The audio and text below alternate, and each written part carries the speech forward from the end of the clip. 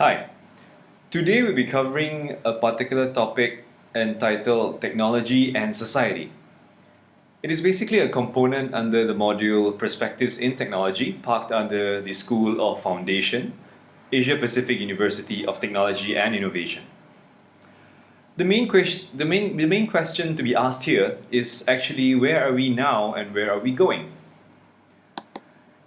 If we look into how time has passed and how technology has basically played different roles in our lives, there are mainly three different areas to look into. One is the future, of course, but not to forget the past, and currently in the present on how they basically play different roles.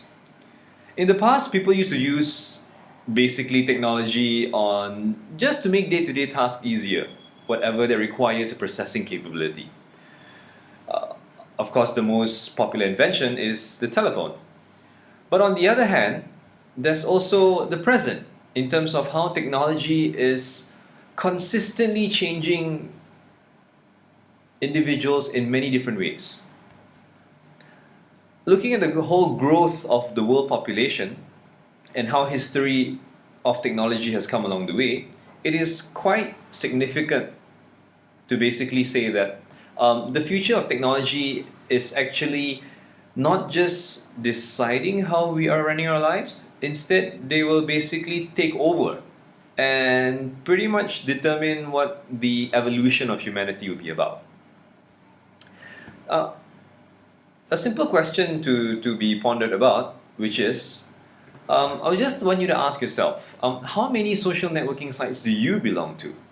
Think about that for a good minute. Now, after that, ask yourself how much time do you spend weekly at those sites. Now, you will notice that basically all these different social networking tools that we are all very used to are probably there for many different reasons.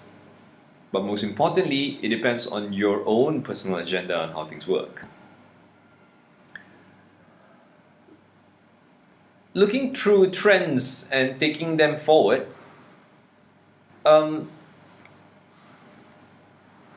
improved communication technology, of course, is very much equivalent to allowing us of increased accessibility. There is a heightened availability. We are basically going borderless. We are going wireless. We are going paperless. I would want to go to the part of how humans are becoming useless. However, there are still very much a lot of raised concerns were evident where technology has a negative influence versus positive. Many people are just debating to say that it is taking the whole part and aspect of how people are not living their actual lives. I'm quite sure you have remember moments like that where a whole group of you and your friends who will probably sit around but everyone is probably tied up with their own gadgets. Which brings me to a particular website that I would like to suggest for all of you to look at. I normally go to Engadget.com for not just the latest news but also reviews and different ways of utilizing these different gadgets that we have. Again, now ask yourself, how many different gadgets do you have? What do you mostly spend your time on while using them? Is it for communication? Is it for entertainment? Basically, do you get updates from them instead? Or is it actually none of all these items that I've been mentioning? Now, look at these two pictures. There's a kid with basically a book, and then there's just a bunch of kids basically playing in the background, in the playground. Now, this is what kids used to do then. Now, guess what kids are doing now? A selfie with a duck face. Most kids who I know as of today are pretty much stuck with an iPad. There you go, a whole row of them, which I've probably seen, you would have probably seen anywhere, especially in shopping malls today. Now, are they basically needing any one of these particular functions that you see here? Is it actually building their knowledge of what they know. So everyone is pretty much caught up in the virtual world. Online shopping is available, social network, um, Groupon, Lelong.my, Mudah.my. Of course, all these are supposed to also bring about convenience and comfort. But to what extent are we willing to basically sacrifice in order to achieve that? Of course, sure, a lot of you have heard of the Big Bang Theory, and this is basically a clip of them talking about MySpace. I think we should be good neighbors. Invite her over, make her feel welcome. We never invited Louis/Louise over. And that was wrong of us. We need to widen our circle. I have a very wide circle. I have 212 friends on MySpace.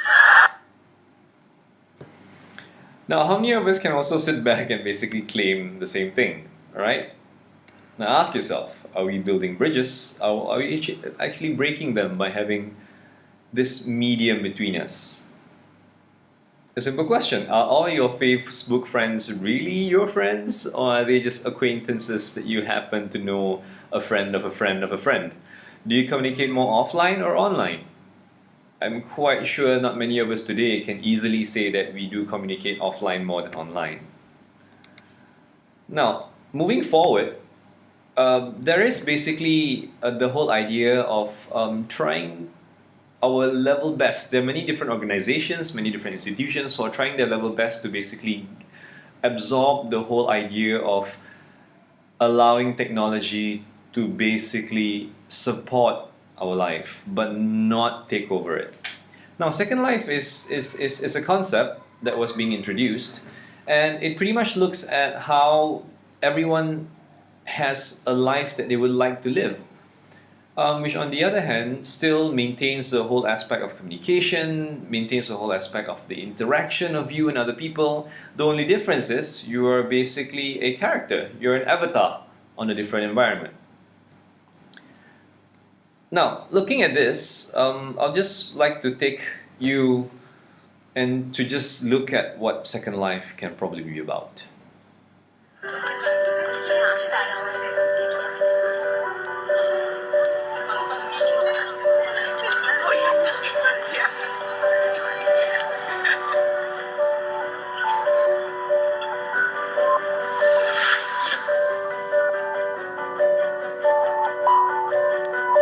Now, as you can see here, there are many different things that you can basically do on Second Life. You pretty much go around, you shop, you dress up, you go eat, you go out and basically mingle around. You meet other people who are actual people in different parts of the world, and they are all basically placed in this particular area in a place called Second Life. So this particular platform has basically expanded a lot. It has gone into many different areas. It has basically gone into real estate, their properties being sold, they have their own currency which is called Linden dollars. So they are basically gaining a lot of leverage, and they are basically moving towards introducing humans to what digital life can basically be about, and not just about being part of technology. Now ask yourself, are we becoming a society that is disassociated with the real environment? Is being online so much good or bad? Now a lot of us will probably sit down and debate and to say that, probably that's not me, that's basically some that is just too far ahead to look at. You'll be really surprised on basically how near our future is actually. Now, moving on, look at these two pictures and the questions that correlates with them. Does technology shape society, or society shapes technology? The long-term effects of the present technology is still yet to be seen, as many people are saying. But the bigger question is, has it, or really is it? I will leave you to ponder upon that thought. In conclusion, I would like to safely say humans and technology are inseparable.